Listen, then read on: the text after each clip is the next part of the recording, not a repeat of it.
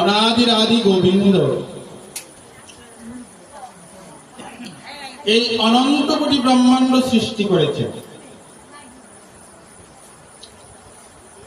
এই অনন্ত কোটি ব্রহ্মাণ্ডের একটি ব্রহ্মাণ্ড,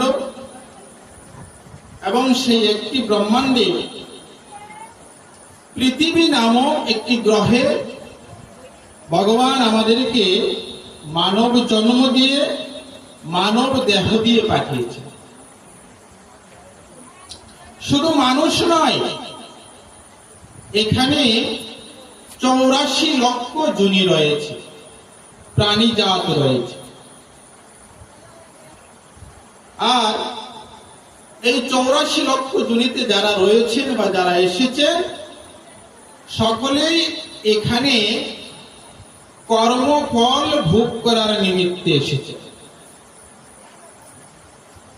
তাহলে এই পৃথিবীটাকে বিশাল একটা কর্মক্ষেত্রেও বলা যায়, কারণ আমরা এখানে পূর্ব অনেক জন্মের কর্মের হিসাব দিতে এসেছি। আবার নতুন করে যে কর্ম করব, সেই কর্ম হিসাব আমাদের পরে ভোগ করতে হবে। সেই জন্য কর্ম করে উদ্ধার হতেও এসেছি, তাই তো? তবে এই জগৎ, এই ব্রহ্মাণ্ড, অনন্ত কোটি ব্রহ্মাণ্ড যা সৃজন হয়েছে, তার বিনাশ রয়েছে। একদিন তো বিনাশ হয়ে যাবে, কারণ এই জগৎ হলো অনিত্য।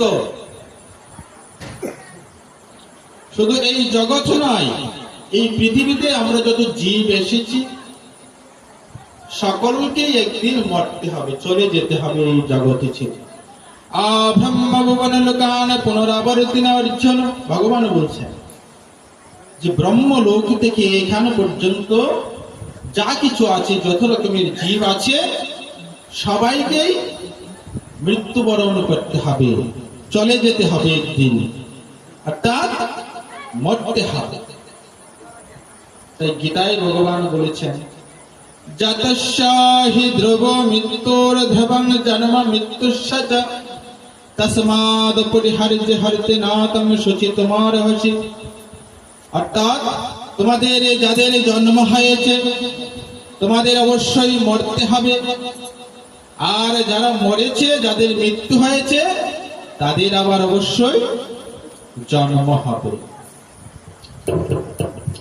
তাহলে যারা এই জগতে আমরা জন্ম নিয়েছি, আমাদের সবাইকে একদিন মরতে হবে, চলে যেতে হবে এই জগৎ ছেড়ে। আর মৃত্যু যেদিন আসবে, আমাদেরকে এই জগৎ ছেড়ে চলে যেতে হবে, আমরা আর এই জগতে থাকতে পারব না। কারণ মৃত্যু কারো কথা শোনে না, মৃত্যু কারো আকুতি মিনতি শোনে না, মৃত্যু দেখে না তুমি ছোট নাকি তুমি বড়, মৃত্যু দেখে না তুমি শিশু নাকি বৃদ্ধ,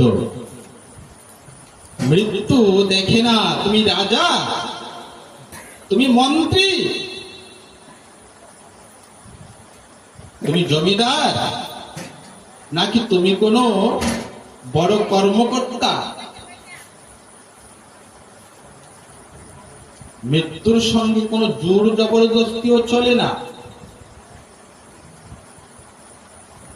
টাকার জোর, গায়ের জোর, মামার জোর, কাকার জোর, মৃত্যুর সঙ্গে কোনো জোর জবরদস্তি চলে না। যেদিন মৃত্যু আসবে, সেদিন মৃত্যুর হাত থেকে আপনাকে আমাকে কেউ রক্ষা করতে পারবে। সেদিন এই জগতে মায়া ত্যাগ করে আমাদেরকে চলে যেতে হবে। এই পৃথিবী যেমন আছে হয়তো তেমন থাকবে, কিন্তু আপনি আমি এই জগতে। তাই মহাজন কি বলেছেন, এই পৃথিবী যেমন আছে তেমনি ঠিক রবে,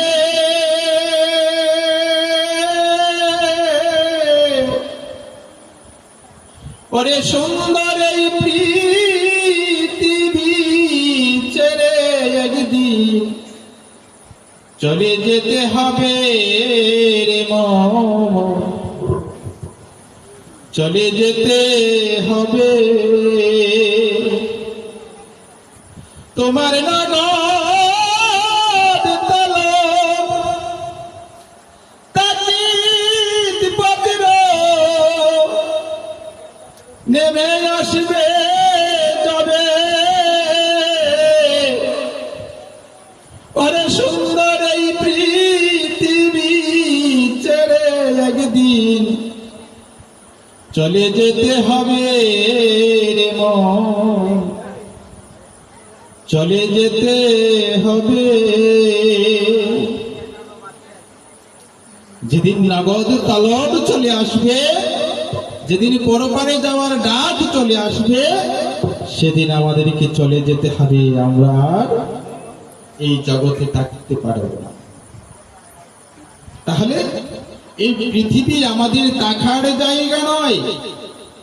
আমরা দুদিনের জন্য এসেছি, দিন পুরালে চলে যাব সবাই। স্কুলে যেমন ঘন্টা বাজালে ক্লাস শুরু হয়, আবার ছুটির ঘন্টা বাজালে ছুটি, তেমনি আমাদেরও যখন জন্ম ঘন্টা বেজেছে আমরা এসেছি, আবার যেদিন মৃত্যু ঘন্টা বাজবে সেদিন আমাদেরকে চলে যেতে হবে। তাহলে আমরা 2 ঘন্টার মানুষ। জন্ম ঘন্টা বাজলে আসি, আর মৃত্যু ঘন্টা বাজলে চলে যায়।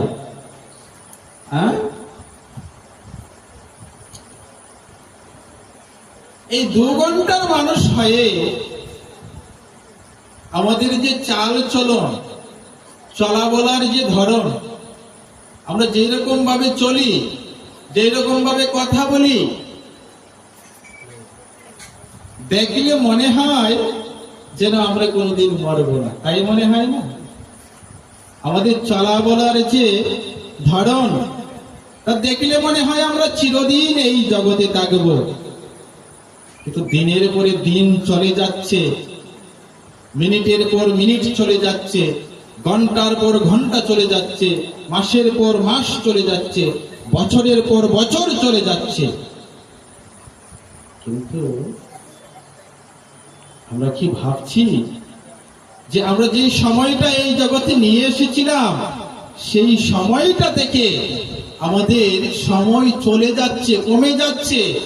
ধরুন কেউ 70 বছর আয়ুষ্কাল নিয়ে এই জগতে এসেছে, এখন তার বয়স হয়েছে 25 বছর বা 30 বছর, 40 বছর, 50 বছর। তো 70 থেকে 50 কি কমে গেল না? কেটে গেল না? আমরা কি ভেবেছি কোনোদিন যে সময় তো চলে যাচ্ছে? চিন্তা করেছি কি? 12 বছর পূর্বে যে শিশু ছিল সে এখন কিশোর কিশোরী, 10 বছর পর সে পূর্ণ যুবক যুবতী, আর 20 বছর পর প্রবীণ হয়ে যাবে, তার 10 বছর পর সে বৃদ্ধ। দেখতে দেখতে আমরা বৃদ্ধ হয়ে যাচ্ছি। মানে আজকের শিশু আগামী দিনের বৃদ্ধ, তাই তো? আমরা বলি না যে আজকের শিশু আগামী দিনের ভবিষ্যৎ। আজকের শিশু কি আগামী দিনের কি হবে? বৃদ্ধ। তো দেখতে দেখতে আমাদের সময় চলে যাচ্ছে, আমরা মৃত্যুর নিকটে চলে যাচ্ছি, কিন্তু সেটা আমরা কেউ ভাবছি না। গুনার দিন আমাদের পুড়িয়ে যাচ্ছে, গুনা দিনী পুরায়া গেল রে, ওরে গুনা দিনী পুরায়া গেল। যারা ছিল সঙ্গের সঙ্গী সবাই আমায় ছেড়ে চলে গেল, দিন পুরাইয়া গেল রে, ওরে গুনা দিন পুরাইয়া গেল। আমাদের গুনার দিন কি পুড়িয়ে যাচ্ছে, ভেবে কি দেখেছি কোনো দিন? আমাদের জীবন থেকে যে সময়টা চলে যাচ্ছে, আমাদের জীবন থেকে যে সময়টা চলে গেছে, আমাদের জীবন থেকে যে কাল চলে গেছে, কোটি কোটি টাকা খরচ করলেও কি আমরা সেই সময়টা ফিরিয়ে আনতে পারবো? পারবো কি? কোটি টাকা খরচ করলে কি আমরা যারা এখন বৃদ্ধ হয়ে গেছে আবার যুবক হতে পারবো? মায়েরা যারা বৃদ্ধ হয়ে গেছেন আপনারা যুবতী হতে পারবেন, কিশোরী হতে পারবেন? আবার সেই শিশুকালের সেই সরল সুন্দর সময়টা ফিরিয়ে আনা যাবে যত টাকাই খরচ করা হোক? তাই চাণক্য পণ্ডিত কি বলছে জানেন? আয়ুষক শানে কপি নালব্য স্বর্ণ কোটিবি। কি বলছেন? কোটি কোটি স্বর্ণ মুদ্রা দিয়েও, কোটি কোটি স্বর্ণ মুদ্রা খরচ করেও আমাদের জীবন থেকে যে সময়টা চলে গেছে সেটা আমরা ফিরিয়ে আনতে পারবো না। পারবো? পারবো না। যজ্ঞ মহাভারতে বাকি বেশে যুধিষ্ঠির মহারাজকে শত প্রশ্ন করেছিলেন, তার মধ্যে একটি প্রশ্ন ছিল খুবই গুরুত্বপূর্ণ। সেই প্রশ্নটা ছিল কিম আশ্চর্যম। যুধিষ্ঠির মহারাজকে বলেছিলেন যে যুধিষ্ঠির মহারাজ, তোমার কাছে এই জগতে সব থেকে বেশি আশ্চর্যের বিষয় কি মনে হয়, সব থেকে বড় আশ্চর্যের বিষয় কি মনে হয়? তো যুধিষ্ঠির মহারাজ সেদিন বলেছিলেন, আহান্নাহানি ভূতানি গচ্ছন্তি জমালয়ম শেষাস্তাবরমিচ্ছন্তি কিম আশ্চর্যমতপরম। বলছে কি, প্রতিদিন শত সহস্র লক্ষ জীবী জমালয় গমন করছে, তবু যারা এখনো অবশিষ্ট আছে তারা এখানে স্থায়ীভাবে বসবাস করতে চায়। আমরা দেখছি শত শত লোক, লক্ষ লক্ষ লোক প্রতিনিয়ত আমাদের আশেপাশে চলে যাচ্ছে। তারা পরপারে কারো মা চলে গেছে, কারো বাবা চলে গেছে, কারো ভাই, কারো বোন, কারো স্ত্রী, কারো পুত্র, কারো কন্যা, কারো স্বামী। এই জগৎ ছেড়ে আমরা দেখছি আমাদের সামনে এই জগৎ ছেড়ে চলে যাচ্ছে। কিন্তু এখনো যারা আমরা যাইনি, মানে আমরা এখনো যারা অবশিষ্ট আছি, আমরা এখানে স্থায়ীভাবে বসবাস করতে চাই, এই জগৎ থেকে যেতে চাই। যুধিষ্ঠির মহারাজ বলছে যে এর থেকে আশ্চর্যের বিষয় এই জগতে আমার কাছে আর কিছু মনে হয় না। আমরা দেখছি আমাদের আশেপাশে থাকা মানুষগুলো, আমাদের আপন স্বজনরা সবাই চলে গেছে, একদিন আমাদেরই যেতে হবে, সেই চিন্তা আমরা করছি না। এটা তাকার জায়গা নয়, এখানে তাকা সম্ভব নয়। আমাদেরকেও একদিন এই জগৎ ছেড়ে চলে যেতে হবে, মরতে হবে, এটাই চিরন্তন সত্য।